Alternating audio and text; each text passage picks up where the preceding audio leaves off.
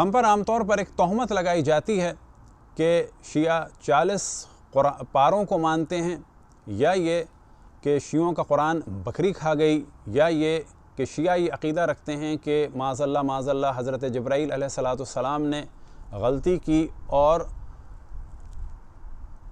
غلطی سے مولا امیر المؤمنین کے بجائے رسول اللہ صلی اللہ علیہ وآلہ وسلم پر وحی بھیجی۔ یہ ایک بالکل غلط تہمت ہے۔ ہمارا سوال آپ حضرات سے یہ ہے کہ اس بیس پہ ہمیں صدیوں سے لاکھوں کی تعداد میں، کروڑوں کی تعداد میں قتل کیا جا رہا ہے۔ آپ سوال کریں کہ کیا کسی بھی کتاب میں ہماری یہ چیزیں لکھی ہیں، چاہے وہ روایت حتیٰ ضعیف ہی کیوں نہ ہو؟ اگر آپ ہمیں قتل کرتے ہیں جھوٹی روایتیں بنا کر، تو ہمیں بھی حق ہے کہ آپ کی زبان کو بند کرنے کے لیے آپ کی صحیح روایات کو نقل کیا جائے، نہ اس لیے کہ فتنہ ہو فساد ہو، بلکہ اس لیے کہ آپ کو لگام لگایا جائے اور آئینہ دکھایا جائے۔ اتحاد تمام مسلمانوں کے درمیان، بلکہ تمام ادیان کے درمیان، بلکہ تمام کلچرز کے درمیان اور تمام سویلائزیشن کے درمیان ضروری ہے۔ اس وقت ہم اس بات کو واضح کہتے ہیں کہ جتنے بھی ادیان میں ٹکراؤ ہو رہا ہے، چاہے وہ اسلام کے نام پہ ہو، چاہے وہ یہودیت کے نام پہ ہو، چاہے وہ مسیحیت کے نام پہ ہو، چاہے وہ ہندوازم کے نام پہ ہو، چاہے وہ بدھزم کے نام پہ ہو، جو کچھ ہو رہا ہے قتل عام اللہ کے نام پر یا گاڈ کے نام پر یا ایشور کے نام پر یا یہوہ کے نام پر، یہ سب کچھ تمام ادیان کے لیے خطرناک ہے۔ یاد رکھیں کہ یہ اختلاف مذاہب کا اور یہ جنگیں ادیان اور مذاہب کی، اس کا نتیجہ یہ نکلے گا کہ کل تک لوگ کہتے تھے the religion is the affume for the people mind، لیکن اگلی نسلیں ہماری کہیں گی کہ یہ جملہ غلط تھا، صحیح جملہ یہ ہے the religion is the poison for the people life۔ یہی میں کہتا ہوں ہمیشہ، جو بھی ہمیں کرسچن یا جوڈائزم کے لوگ یا جو بھی ملتے ہیں، اور یہی میں تمام لوگوں سے کہتا ہوں کہ دین کے نام پر اختلاف نہ کریں۔ ہر کسی کو حق ہے کہ وہ اپنے اسکول آف تھاٹ پر یا اپنے ریلیجن پر عمل کرے۔ اب ایک چیز تو ہم بیان کر دیتے ہیں تاکہ یہ جو ہم پر تہمت لگائی جاتی ہے کہ شیعوں کا قرآن بکری کھا گئی، تو یہ ہم آپ کو تعجب کے ساتھ بتائیں کہ علماء اہل سنت کے بلا شک ان میں سے ایک بہت بڑی تعداد جو ہے وہ حق کو چھپاتی ہے، اہل بیت کے فضائل کو چھپاتی ہے، ان کے مصائب کو چھپاتی ہے۔ محرم میں سب سے زیادہ وہ فتنہ کرتے ہیں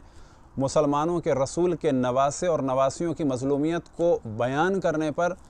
ہم ان سے سوال کرتے ہیں کہ وہ یہ کیوں ایسا کرتے ہیں؟ کیا وہ مسلمان نہیں ہیں،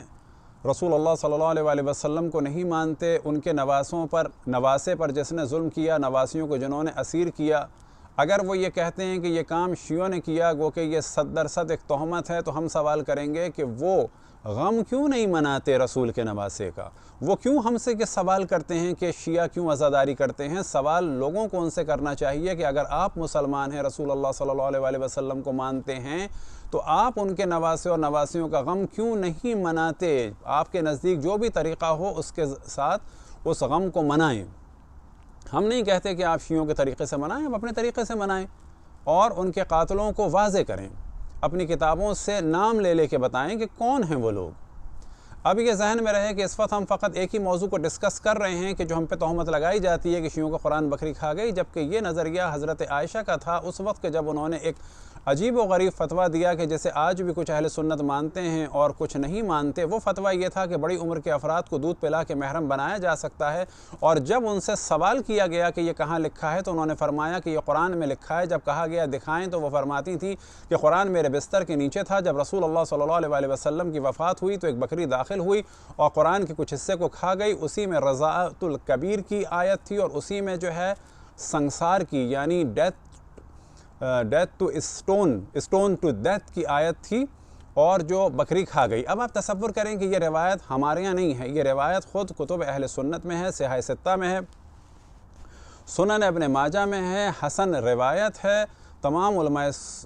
اہل سنت اس کو صحیح مانتے ہیں، لیکن آپ یہ دیکھیں کہ انہوں نے وہ کام کیا میڈیا کا اس زمانے سے کہ اپنی چیزوں کو چھپانے کے لیے دوسروں پہ ڈال دیا، اتنا شور مچایا چور کا کہ اپنی چوری کو چھپا لیا۔ بالکل اسی طریقے سے اور موضوعات بھی ہیں۔ اب اگر وہ ہم سے سوال کرتے ہیں کہ ہم کس کو نہیں مانتے اور کیوں نہیں مانتے یا کس کو کیا کہتے ہیں، تو یہ ان کا حق ہے، اور ہم تو شکریہ ادا کریں گے اگر وہ ہم سے چاہیں اور ہم سے سوال کریں کہ ہم کیوں کس کو نہیں مانتے، تاکہ ہم جواب دیں کہ ہم کیوں کس کو نہیں مانتے۔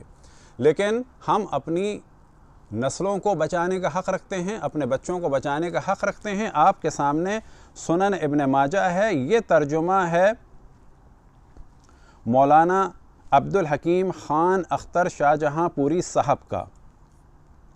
آپ کے سامنے اس کی پیج نمبر 542 ہے، اور یہاں پر روایت ہے ابو سلمہ یحییٰ بن خلف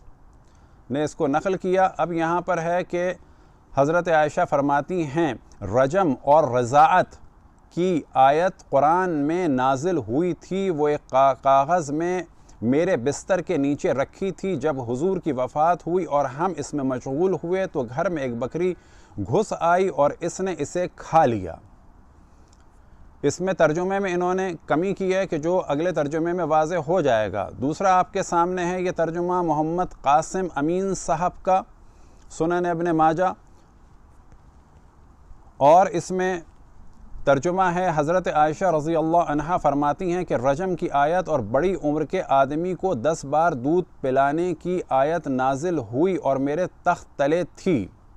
جب اللہ کے رسول صلی اللہ علیہ وآلہ وسلم کا وصال ہوا اور ہم آپ کی وفات کی وجہ سے مشغول ہو گئے تو ایک بکری اندر آئی اور وہ کاغذ کھا گئی۔ یہاں پر انہوں نے واضح کیا کہ بڑی عمر کے افراد کو دودھ پلا کے محرم بنانے کا جو فتویٰ تھا، یہ ایک عالم اسلام میں بہت بڑا دھماکہ ہوا تھا حضرت عائشہ کے فتوے کی وجہ سے۔ یہ ہمارا رائٹ ہے کہ ہم اس کو مانیں یا نہ مانیں، بالکل اسی طرح سے جس طرح سے ایک تعداد اہل سنت کی حضرت عائشہ کے اس فتوے کو غلط کہتی ہے اور اس پر عمل نہیں کرتی ہے۔ اب اس کے بعد دوسرا ترجمہ ہے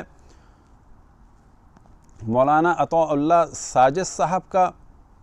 اور یہ تحقیق جو ہے زبیر علی زئی کے ساتھ ہے، اور اس میں یہ فرماتے ہیں کہ حضرت عائشہ سے روایت ہے، انہوں نے فرمایا رجم کی آیت اور بڑی عمر کے لڑکے کو 10 بار دودھ پلانے کے مسئلے پر مشتمل آیت نازل ہوئی تھی۔ یہ دونوں آیتیں کاغذ پر لکھی ہوئی میرے بستر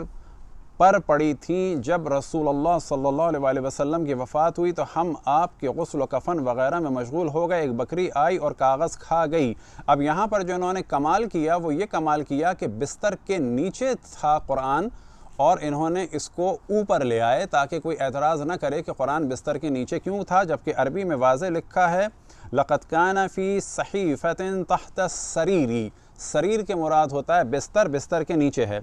اسی کا ترجمہ کیا ہے نصیر الدین الخطاب صاحب نے، کہ جو کینیڈا میں ہیں اور یو ایس سے یہ چھپی ہے، اور اس کے ترجمے میں انہوں نے کیا کیا ہے تو اگر آپ دیکھیں it was narrated that Aisha said the verses of stoning and of breastfeeding an adult 10 times was revealed and the paper was with me under my pillow۔ اب یہاں پر آپ تصور کریں کہ انہوں نے بستر سے نکال کر اس کو پلو کے نیچے ڈال دیا۔ پہلے اس میں ہے، اصل میں کیا ہے، تحت سریری، بستر کے نیچے، ایک نے اس کو بستر کے اوپر کیا اور انہوں نے جو ہے وہ بستر کا ترجمہ جو ہے وہ پلو کر دیا۔ اور اس کے بعد لکھتے ہیں when the messenger of Allah died we were preoccupied with his death and a team sheet came in and ate it۔ ایک بکری آئی اور اسے کھا گئی۔ اب آپ تصور کریں کہ صدیوں سے ہمیں قتل کیا جا رہا ہے۔ اگلا آپ کے سامنے صحیح سنن ابن ماجہ کا نسخہ ہے کہ جس میں اس کو بیان کیا ہے لَقَدْ نَزَلَتْ آیَةُ الرَّجْمِ وَرَضَعَةُ الْكَبِيرِ عَشْرًا وَلَقَدْ كَانَ فِي صَحِيفَةٍ تَحْتَ سَرِيرِي فَلَمَّا مَاتَ رَسُولُ اللَّهِ صلی اللہ علیہ وآلہ وسلم۔ اور اس کے بعد کیا ہے تشاغلنا بموتہ دخل دعجن فأکلها۔ اب یہ روایت کیا ہے، حسنون، یہ روایت حسن ہے، اور حسن کے بارے میں خود علماء اہل سنت فرماتے ہیں یہ صحیح کی طرح سے ہے اور اس کا انکار جو ہے وہ گناہ ہے۔ یہاں پر ہم تمام اینکروں سے، سیاستدانوں سے سوال کرتے ہیں کہ آج اگر یہ ایشو اٹھا کر علماء اہل سنت سے صرف ایک سوال کریں کہ کیا کوئی ایک روایت آپ کے پاس ہے کہ جس میں لکھا ہو شیعوں کی کتاب سے کہ شیعوں کا قرآن بکری کھا گئی، کوئی ایک روایت حتیٰ ضعیف کیا کوئی ایک روایت شیعوں کی کتابوں سے ہے کہ شیعوں کے قرآن جو ہے وہ 40 پاروں پر مشتمل تھا؟ کوئی ایک روایت۔ کیا کوئی ایک روایت شیعوں کی کتاب سے دکھا سکتے ہیں کہ شیعوں کا یہ عقیدہ ہو کہ جناب جبرائیل نے غلطی کی اور وہی جو مولا علی کے لیے تھی وہ رسول اللہ پر بھیج دی؟ کہیں ایک ضعیف روایت۔ اب یہاں پر سوال ہوگا کہ ہم اپنا دفاع کرنے کے لیے صحیح روایتیں بناتے ہیں تو آپ کہتے ہیں ہم توہین کر رہے ہیں۔ ہم یاد رکھیں توہین نہیں کرتے، ہم یہ حق رکھتے ہیں کس کو مانیں کس کو نہ مانیں، اور یہ بھی حق رکھتے ہیں کہ اپنے دفاع کے لیے بتائیں کہ کون کیا تھا، کس نے تاریخ میں کیا کیا، اور وہ ہم آپ کی روایات سے بتاتے ہیں۔ اور اگر ضعیف روایات بھی بتاتے ہیں تو وہ اس وجہ سے بتاتے ہیں، آپ کو دکھاتے ہیں کہ جب آپ اپنی کتابوں میں ان کو لکھ رہے ہیں پھر ایک عام آدمی اس کو پڑھ دے پھر آپ اسے قتل کریں گے۔ لہٰذا چاہے قتل مشعل خان کا ہو، چاہے آپ آسیہ بی بی کو دھمکائیں، چاہے قرآن پھاڑنے اور جلانے کے تہمت لگا کر ایک بچی کی جان کو خطرے میں ڈالیں، چاہے کسی قائدیانی کو ماریں، چاہے کسی شیعہ کو ماریں، آپ کا کام صرف مارنا ہو گیا ہے۔ اس سے آپ کے دین اور مذہب کو نقصان ہوگا۔ اسلام کو تو آپ نے تکبیر کے ذریعے سے پھٹنے اور دھماکوں کے نام سے بدنام کر ہی دیا، لیکن ہم اپنی جان مال عزت آبرو کو اپنی نسلوں کو بچانے کا حق رکھتے ہیں۔ خداوند تبارک و تعالیٰ سے دعا ہے کہ آپ تمام صحافیوں کو حق اور انصاف کا ساتھ دینے کی توفیق عطا فرمائے، اور ان ملاؤں سے ایک اور چیز کو بھی پوچھیں، اور وہ یہ کہ جو آپ بیت المقدس کے نعرے لگاتے تھے آج آ کے صاف بات کریں۔ یہاں سے آپ کو ان کی خباثت کا پتہ چلے گا کہ یہ لوگ جس مقام کو مقدس سمجھتے ہیں پیسوں کے لیے اور سیاست کے لیے اس مقام کو بھی چھوڑ سکتے ہیں، تو انہوں نے کتنا جھوٹ بولا ہوگا شیعوں کو قتل کرنے کے لیے اور ان کی جان مال کو برباد کرنے کے لیے۔ وصلی اللہ علی محمد وآلہ الطاہرین۔